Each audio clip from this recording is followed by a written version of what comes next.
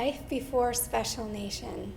It was quiet, lonely, and boring for my son especially, and hard for the whole family because we all had this desire to meet a need of Davis's and we didn't know how to meet it. Approximately 7 years ago, my family began attending Redeemer Church, and we were very blessed that the associate pastor there helped us connect with a lady who was willing to take my daughter and spend time with her so that I could attend service.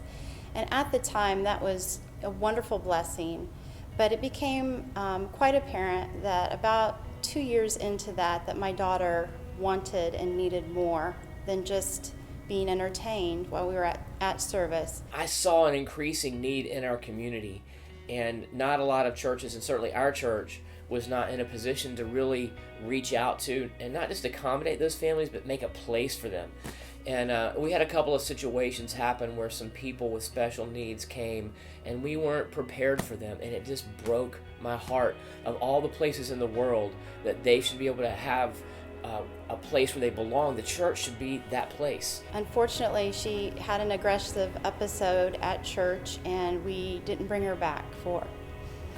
Church for us had improved because we were living in Maryland, in the DC area, and there's a church there that has probably the largest special needs ministry in the country, one of the largest in the world. So we saw what a church that offered that looks like, and then when we finally were able to move back here, Redeemer was my home church. Our family had been going here for 20 years, and they had nothing.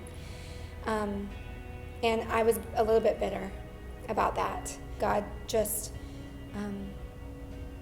spoke to me, I think, and said, if you see an area that needs improvement, be part of the solution. Talked to Ellen Gardner, and her family had just relocated back to the area, and they have special needs family. And so as we started talking about that, we thought, what can we do? What do we need to do? What is right to do for us to reach special needs families in our community? About 2 or so years ago, we started Special Nation, and we didn't really know what we were doing. I really was looking to model it after my old church. And that was really a really cool babysitting ministry where, hey, it's really safe here. We have a nurse here. We have padded rooms and one-on-one aids, and your kid can sit in here and play with blocks and chew on them, and we'll make sure that they're safe to chew on. And you can go to church with your husband. We had a real miracle happen in our lives where we were able to unleash her voice with typing.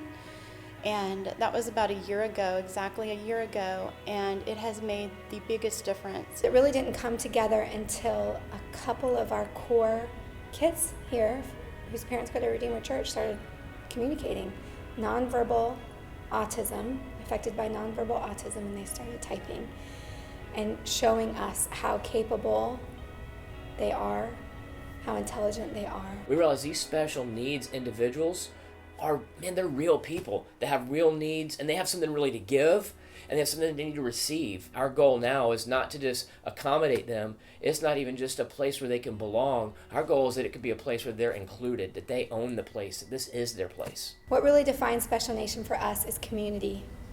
And it's more than just, there's a term called inclusion, which is used often in the special needs world. We want to take it past inclusion, and we want these kids to belong.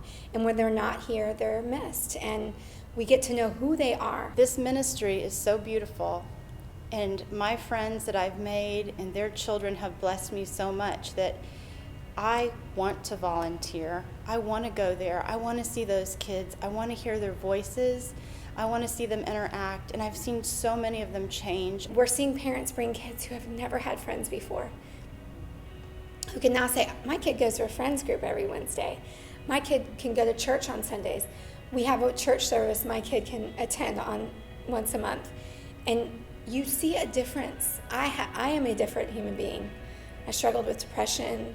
It's like when you have a kid with special needs, it's like you love them so much with all of your heart, but it's something you can't reach. When you have community and you have these parents that come alongside you and they are friends and they understand you and they've walked a similar journey, it changes something inside of you. The Bible refers to nations as people groups, as unique people groups, not geographical borders. And so we look at special needs families as a unique people group. right here within our own country, and that's why we call it Special Nation. The Bible says, ask of me, and I will give you the nations as your inheritance. Our prayer is at Redeemer, God, give us the Special Nation. I was paranoid that Davis would make noise, or Davis would do something that would be socially unacceptable. And if I brought Davis to church, what would it be so hard on that volunteer? Would they be able to handle it? I was so worried about the volunteer, so worried about. But then I realize now that I was robbing so many people of the ministry of Davis. And he has a call in his life. All of us do. And by keeping him, kind of locked away, I'm robbing people of something beautiful. I mean, something that will change your life. If you open up yourself to these people, to these kids, it changes you. It softens. A father said recently, and I'll quote, it softens something hard inside. It just does. It changes you. So that's what I want to say.